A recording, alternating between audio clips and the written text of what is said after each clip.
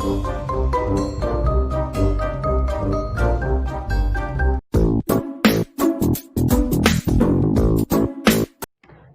मित्रों, आपका स्वागत है डेली करंट अफेयर की क्लास में हमारे YouTube channel teaching learning event with Anil पर। आइए आज आगामी शिक्षक भर्ती से संबंधित कुछ 10 महत्वपूर्ण करंट अफेयर्स मैं लेकर आपके लिए आया हूं, उसको आज पढ़ा जाएगा। ठीक, तो आइए देखते हैं पहला करंट अफेयर्स का। और मित्रों आपसे बता दें, पूरा वीडियो देखा करिए, बहुत ही सिलेक्टेड प्रश्न मैं लेकर आता हूँ 10 और पूरी विस्तृत व्याख्या के साथ, उससे जुड़े हुए और भी कई प्रश्न आपके तैयार हो जाएंगे। ठीक, तो आइए देखते हैं पहला करंट अफेयर्स। हाल ही में किसने आईसीसी के अध्यक्ष पद से इस्तीफा दिया है? ठीक, तो इसका आंसर है शशांक मनोहर। ठीक, शशांक मनोहर ने अभी हाल ही में आईसीसी के अध्यक्ष पद से इस्तीफा दिया है। ठीक, और इसके बारे में और विस्तृत जानकारी देख लेते हैं इस प्रश्न के बारे में। शशांक मनोहर का उत्तराधिकारी चुने जाने तक उपाध्यक्ष इमरान ख्वाजा अध्यक्ष पद का अतिरिक्त कार्यभार संभालेंगे। ठीक, जब तक इनके पद पे कोई और अन्य नहीं आ जाता, शशांक मनोहर जो क्या थे, अध्यक्ष थे। ठीक, आईसीसी के अध्यक्ष थे शशांक मनोहर, और उन्हीं के स्थान पर अब इस समय कार्यभार उनका देख रहे हैं इमरान ख्वाजा। ठीक, जो उपाध्यक्ष हैं, ठीक, वो इस समय इनका कार्यभार संभाले हुए हैं, देख रहे हैं। और कब तक संभालेंगे? जब तक कोई इनके पद पर नया उत्तराधिकारी नहीं आ जाता। ठीक, तब तक इमरान ख्वाजा को अतिरिक्त कार्यभार दे दिया गया है इस पद का, अध्यक्ष पद का। ठीक, शशांक मनोहर की जगह। ठीक, अब आइए जान लेते हैं आईसीसी के बारे में महत्वपूर्ण तथ्य। ठीक, तो आईसीसी का पहले फुल फॉर्म जान लेते हैं, इंटरनेशनल क्रिकेट काउंसिल, इसका फुल फॉर्म होता है आईसीसी का। ठीक, स्थापना इसका कब हुआ है? 15 जून 1909 को। मुख्यालय दुबई में है। मुख्यालय कहाँ है? दुबई में। सीईओ कौन है? मनु शाहनी है। और विश्व में क्रिकेट मैच आईसीसी रेगुलेट करता है। ठीक, तो विश्व में अगर आईसीसी करता है तो भारत में क्रिकेट मैच को रेगुलेट कौन करता है, ये भी जान लेते हैं। तो भारत में जो है बीसीसीआई रेगुलेट करती है। ठीक, बीसीसीआई जो है भारत में क्रिकेट मैच को रेगुलेट करती है। ठीक, और इसके अध्यक्ष जान लेते हैं कौन है। बीसीसीआई के अध्यक्ष हैं सौरव गांगुली। सौरव गांगुली इसके अध्यक्ष हैं। ठीक, सचिव कौन है? सचिव हैं जय शाह। ठीक, इसके बारे में कुछ महत्वपूर्ण तथ्य हो गए, इससे रिलेटेड इसको भी मैंने बता दिया। बीसीसीआई के बारे में आप जानते रहिए कि भारत में जो क्रिकेट मैच को रेगुलेट करता है वो बीसीसीआई है, और पूरे विश्व में जो क्रिकेट मैच को रेगुलेट करता है उस संस्था का नाम क्या? आईसीसी है। ठीक, इंडियन क्रिकेट काउंसिल। ठीक, और हाल ही में इसके जो अध्यक्ष थे आईसीसी के, शशांक मनोहर, उन्होंने अपने पद से इस्तीफा दे दिया है और वर्तमान में उनके कार्यभार को देख रहे हैं इमरान ख्वाजा। ये ध्यान रखिएगा, ये आपकी परीक्षा के आगामी जो भी एडेड जूनियर हाई स्कूल में शिक्षक भर्ती आने वाली है उसके लिए बहुत ही महत्वपूर्ण है। यहाँ से 3 प्रश्न आपके बन रहे हैं। किसने इस्तीफा दिया? शशांक मनोहर ने। उनके जगह पर वर्तमान में कौन कार्यभार देख रहा है? तो इमरान ख्वाजा। बाकी आईसीसी से इतने प्रश्न बन गए आपके। फुल फॉर्म क्या होता है? स्थापना का भी मुख्यालय कहाँ है? और बता दें बीसीसीआई का भी मुख्यालय मुंबई में ही है। मुंबई में इसका भी मुख्यालय स्थित है। ठीक, सीईओ कौन है? मनु शाहनी। और विश्व में ये रेगुलेट करता है और भारत में बीसीसीआई रेगुलेट करता है क्रिकेट मैच को। ठीक, इसके अध्यक्ष सौरव गांगुली हैं और सचिव जय शाह हैं। ठीक, ये अमित शाह जी के लड़के हैं। ठीक, तो ये रहा इस प्रश्न के बारे में। मुझे लगता है आपको अच्छे से समझ में आ गया होगा। अब आइए देखते हैं नेक्स्ट करंट अफेयर। वस्तु कर एवं सेवा कर जीएसटी दिवस कब मनाया जाता है? ठीक, और अभी हाल ही में मनाया भी गया है। ठीक, ये 1 जुलाई को मनाया जाता है। ठीक, वस्तु कर एवं सेवा कर, जीएसटी जिसे इंग्लिश में कहते हैं। ठीक, और ये दिवस कब मनाया जाता है? जीएसटी दिवस तो ये मनाया जाता है 1 जुलाई को। इससे जुड़े और महत्वपूर्ण तथ्य जान लेते हैं। पहला है वस्तु और सेवा कर जीएसटी 1 जुलाई 2017 को लागू हुआ था। ठीक, 1 जुलाई 2017 को लागू हुआ था और इसका 1 वर्ष पूरा होने पर भारत सरकार द्वारा जीएसटी दिवस के रूप में मनाया गया था। ठीक, तो अगर ये पूछा जाता है जीएसटी दिवस कब मनाया जाता है तो 1 जुलाई को। ठीक, और सर्वप्रथम कब मनाया गया तो भारत में कब मनाया गया तो 1 जुलाई 2017 को। ठीक, भारत में लागू हुआ अपने। ठीक, जीएसटी, और 1 वर्ष पूरा होने पर भारत सरकार द्वारा इसको जीएसटी दिवस के रूप में मनाया गया था 2018 में। तब से ये जीएसटी दिवस के रूप में 1 जुलाई प्रत्येक वर्ष मनाया जाने लगा। ठीक, अब आइए जान लेते हैं जीएसटी के 2 प्रकार हैं, सीजीएसटी और एसजीएसटी। इसके बारे में भी जान लेते हैं। ठीक, तो सीजीएसटी के बारे में बता दें। सीजीएसटी जो है ये सेंट्रल गवर्नमेंट के द्वारा लगाई जाने वाली टैक्स है। ठीक, और एसजीएसटी जो है ये स्टेट गवर्नमेंट के द्वारा जो सर्विस टैक्स लगाए जाते हैं, आयकर लिए जाते हैं। ठीक, इनकम टैक्स ये राज्य सरकार द्वारा एसजीएसटी लगाया जाता है और केंद्र सरकार जो जीएसटी लगाती है ये है सीजीएसटी, सेंट्रल गवर्नमेंट की ये जीएसटी है। ठीक, इसलिए इसको सीजीएसटी कहते हैं और इसको एसजीएसटी कहते हैं। ये राज्य सरकार द्वारा लगाया जाता है। ठीक, और ये केंद्र सरकार के द्वारा सीजीएसटी लगाया जाता है। और विस्तृत रूप से जीएसटी के बारे में जान लेते हैं। जीएसटी का फुल फॉर्म होता है गुड्स एंड सर्विस टैक्स, और विश्व में जीएसटी सर्वप्रथम फ्रांस में लागू हुआ था। फ्रांस देश में सर्वप्रथम विश्व में अगर पूछा जाता है जीएसटी कहाँ लागू हुआ था तो फ्रांस में हुआ था। ठीक, और जीएसटी के ब्रांड एम्बेसडर कौन है? अमिताभ बच्चन है। ठीक, ये भी ध्यान रखिएगा, ये भी महत्वपूर्ण क्वेश्चन यहाँ से निकल कर आ रहा है कि जीएसटी के ब्रांड एम्बेसडर का नाम क्या है? अमिताभ बच्चन है। ठीक, और जीएसटी लागू करने वाला पहला राज्य असम बना था।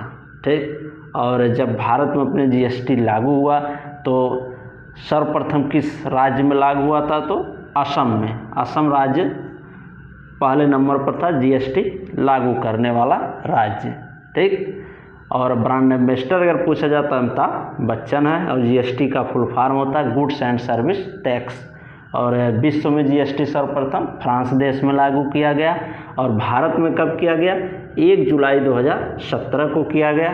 ठीक, और सीजीएसटी एसजीएसटी हमने बताया। ठीक, सेंट्रल गवर्नमेंट के द्वारा जो जीएसटी और कर लगाए जाते हैं टैक्स वो क्या होते हैं? सीजीएसटी के अंतर्गत आते हैं। और एसजीएसटी के अंतर्गत जो स्टेट गवर्नमेंट यानी राज्य सरकार के द्वारा जो टैक्स लगाया जाता है, ठीक, वो आता है एसजीएसटी के अंतर्गत। ठीक, अब आइए देखते हैं नेक्स्ट करंट अफेयर। भारतीय तेल निगम आईओसी के नए अध्यक्ष कौन नियुक्त किए गए हैं? ठीक, तो ये किए गए हैं श्रीकांत माधव वैद्य। ठीक, इनका नाम है श्रीकांत माधव वैद्य। ठीक, आईओसी यानी भारतीय तेल निगम के बारे में जान लेते हैं कुछ महत्वपूर्ण तथ्य। आईओसी का फुल फॉर्म पहले जानते हैं, इंडियन ऑयल कॉरपोरेशन लिमिटेड। ठीक, IOCL का फुल फॉर्म होता है इंडियन ऑयल कॉरपोरेशन लिमिटेड। इसी को हिंदी में कहते हैं भारतीय तेल निगम। ठीक, इसी को कहा जाता है हिंदी में। और इसकी स्थापना जान लेते हैं 30 जून 1959 को हुई है। ठीक, मुख्यालय कहाँ स्थित है? नई दिल्ली में। ठीक, तो ये रहा इसके बारे में जानकारी। भारतीय तेल निगम के नए अध्यक्ष कौन नियुक्त किए गए हैं? श्रीकांत माधव वैद्य। ठीक, और IOCL का फुल फॉर्म आप जान लिए कि इंडियन ऑयल कॉरपोरेशन लिमिटेड होता है। ठीक, अब आइए नेक्स्ट करंट अफेयर देखते हैं। भारतीय जनसंचार संस्थान IIMC के नए महानिदेशक कौन नियुक्त हुए हैं? ठीक, भारतीय जनसंचार संस्थान IIMC के नए महानिदेशक कौन नियुक्त हुए हैं? तो इसका आंसर है संजय द्विवेदी। ठीक, संजय द्विवेदी को हाल ही में IIMC के नए महानिदेशक के रूप में नियुक्त किया गया है। IIMC के बारे में जान लेते हैं। इसका फुल फॉर्म होता है Indian institute of mass communication. ठीक, और विस्तृत रूप से इसके बारे में जानकारी देखते हैं। IIMC की स्थापना कब हुई? 1965 में। मुख्यालय नई दिल्ली है और चेयरमैन कौन है? अजय मित्तल। Director KS Dhatwalia. ठीक, इसके डायरेक्टर हैं। तो अभी हाल ही में भारतीय जनसंचार IIMC के महानिदेशक, नए महानिदेशक कौन नियुक्त हुए हैं या चुने गए हैं? तो संजय द्विवेदी। ठीक, अब आइए आगे नेक्स्ट करंट अफेयर देखते हैं। विजडन ने किस भारतीय ऑलराउंडर को भारत का मोस्ट वैल्यूएबल प्लेयर चुना है? ठीक, विजडन ने किस भारतीय ऑलराउंडर को भारत का मोस्ट वैल्यूएबल प्लेयर चुना है? तो इसका आंसर है रविंद्र जडेजा को। ठीक, रविंद्र जडेजा को विजडन द्वारा भारतीय ऑलराउंडर रहे हैं जिनको भारत का मोस्ट वैल्यूएबल प्लेयर चुना गया है। ठीक, यानी सबसे महंगे। ठीक, और ये जान लेते हैं कि ये किस किस स्थान पर, 3 स्थानों पर किस देश के खिलाड़ी रहे। ठीक, तो पहले स्थान पर श्रीलंका के मुथाया मुरलीधरन हैं। ठीक, और दूसरे स्थान पर भारतीय ऑलराउंडर रविंद्र जडेजा हैं। ये जो रविंद्र जडेजा चुने गए हैं भारत के हैं और ये दूसरे नंबर पे हैं। ठीक, और तीसरे स्थान पर कौन है? ऑस्ट्रेलिया के स्टीव स्मिथ। ठीक, ये ध्यान रखिएगा, यहाँ से प्रश्न पूछा जा सकता है कि जो हाल ही में विजडन प्रतियोगिता हुई उसमें भारतीय ऑलराउंडर, किस भारतीय ऑलराउंडर को चुना गया, या पहले स्थान पर कौन रहा, दूसरे स्थान पर कौन रहा और तीसरे स्थान पर कौन रहा? तो दूसरे स्थान पर कौन रहा? भारतीय ऑलराउंडर रविंद्र जडेजा। ठीक, और पहले स्थान पर श्रीलंका के मुथाया मुरलीधरन और तीसरे स्थान पर स्टीव स्मिथ ऑस्ट्रेलिया के। ठीक, ये ध्यान रखिएगा। और भारतीय क्रिकेट से जुड़े हुए और तथ्य जान लेते हैं। BCCI जो कि क्या करती है, इस भारत में होने वाले क्रिकेट को रेगुलेट करती है, इसके बारे में जान लेते हैं। BCCI का full form board of control for cricket in India.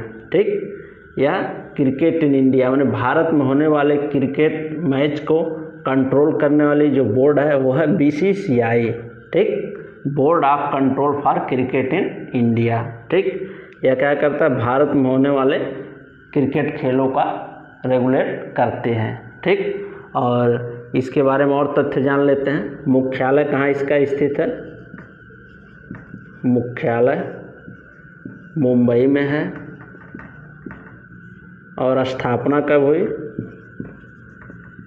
स्थापना 1928 में। ठीक, और अध्यक्ष कौन है BCCI के? सौरभ गांगुली। ठीक, और सचिव हैं जय शाह। ठीक, और CEO कौन है? राहुल जौहरी।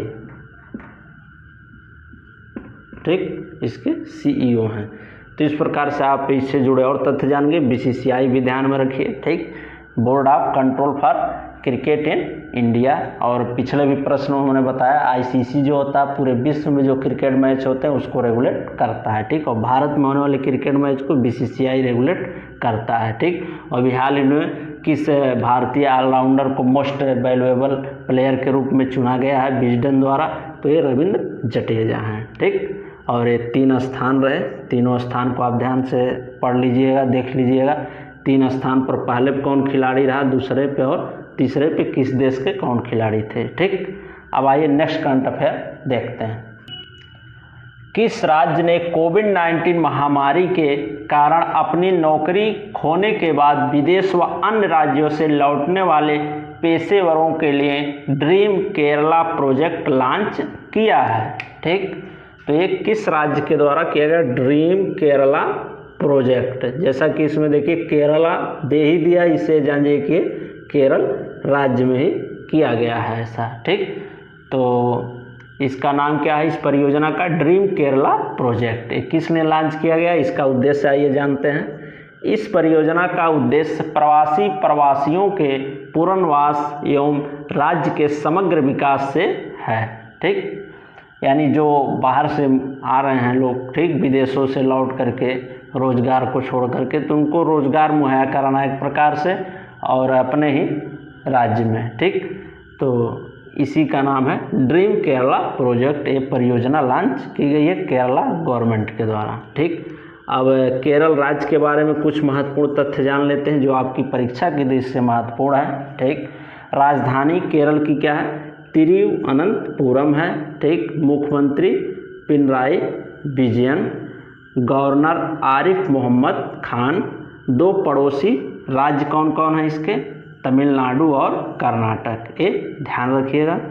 और यहाँ पर लोकसभा सीटें कितनी हैं जान लेते हैं, 20, राज्यसभा सीटें 9 और विधानसभा सीटें हैं 140, ठीक।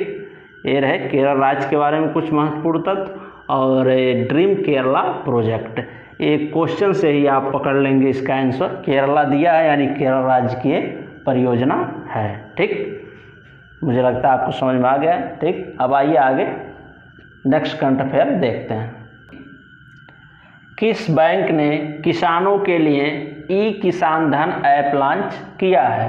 तो ये किया गया है HDFC बैंक के द्वारा, ठीक। इसका आंसर है HDFC बैंक। इसने हाल ही में ई किसान धन ऐप लॉन्च किया है किसानों के लिए, ठीक। अब इसके बारे में और विस्तृत रूप से जान लेते हैं ई किसान धन ऐप के बारे में। ई किसान धन ऐप किसानों को मंडी की कीमतों, ठीक, मंडी की कीमतों, नवीनतम खेती की जानकारी, मौसम की भविष्यवाणी, बीज किस्मों की जानकारी एवं अन्य डिजिटल सेवाएं प्रदान करेंगे, ठीक। इस ऐप के जरिए ये लोग, किसान लोग, मंडी की कीमतों, नवीनतम खेती के तरीके नए नए, ठीक, मौसम की भविष्यवाणी, बीजों की किस्मों एवं अन्य डिजिटल सेवाएं प्रदान कर सकेंगे, ठीक। और आइए HDFC बैंक के बारे में जान लेते हैं महत्वपूर्ण तथ्य। इसका फुल फॉर्म होता है HDFC का हाउसिंग डेवलपमेंट फाइनेंस कॉरपोरेशन, ठीक। Housing development finance corporation HDFC का फुल फॉर्म होता है। और स्थापना जान लेते हैं 1994 में हुआ है। मुख्यालय इसका कहाँ है? मुंबई में है, ठीक। अध्यक्ष कौन है? CM वासुदेव। और MD कौन है? आदित्य पुरी, ठीक। तो ये रहे इस प्रश्न के बारे में। तो ई किसान धन ऐप अभी हाल ही में HDFC बैंक के द्वारा लॉन्च किया गया है और इसमें यह बताया गया है कि जो किसान लोग होंगे डिजिटलीकरण तरीके से, ठीक, मंडी की कीमतों, नवीनतम खेती, ठीक, नए बीजों की किस्मों के बारे में जानकारी, मौसम के बारे में जानकारी आदि डिजिटलकरण सेवाएं प्रदान कर सकेंगे इस ऐप के माध्यम से, ठीक। और HDFC बैंक के बारे में हमने जाना, ठीक। इसका फुल फॉर्म, स्थापना, मुख्यालय, अध्यक्ष और MD के बारे में, ठीक। अब आइए नेक्स्ट करंट अफेयर देखते हैं। किस राज्य के मुख्यमंत्री ने हर घर जल अभियान शुरू किया है?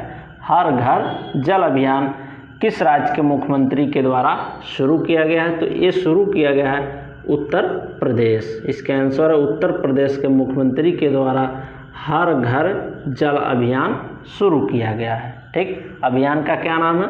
हर घर जल अभियान। और किस राज्य के मुख्यमंत्री के द्वारा शुरू किया गया है? उत्तर प्रदेश के, ठीक। अब इस अभियान के बारे में और महत्वपूर्ण तथ्य जान लेते हैं।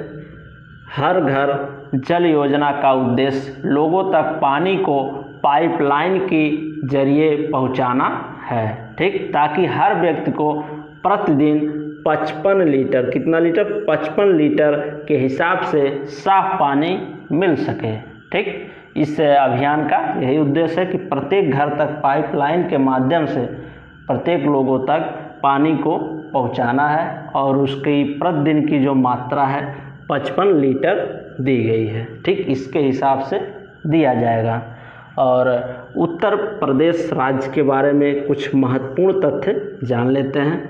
राजधानी लखनऊ है और उत्तर प्रदेश के मुख्यमंत्री कौन है? योगी आदित्यनाथ।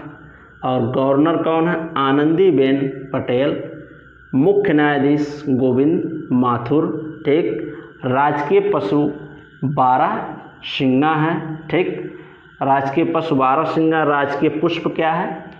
राजकीय पुष्प पलाश है, ठीक। और राजकीय पक्षी सारस, ये ध्यान रखिएगा, ठीक। और राजकीय पशु बारहसिंगा हो गया, और पुष्प और पक्षी मैंने बताया, ठीक। सारस और पलाश पुष्प है, ठीक, राजकीय।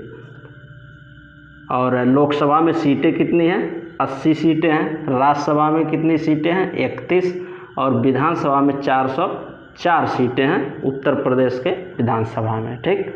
और ये राजकीय और राष्ट्रीय पशु में डिफरेंस आप लोग कर लीजिएगा, इसमें कंफ्यूज होने की ज़रूरत नहीं है। राजकीय पूछा जा रहा है, ठीक। राजकीय पुष्प और राजकीय पक्षी, राजकीय पशु बारहसिंगा है, ठीक।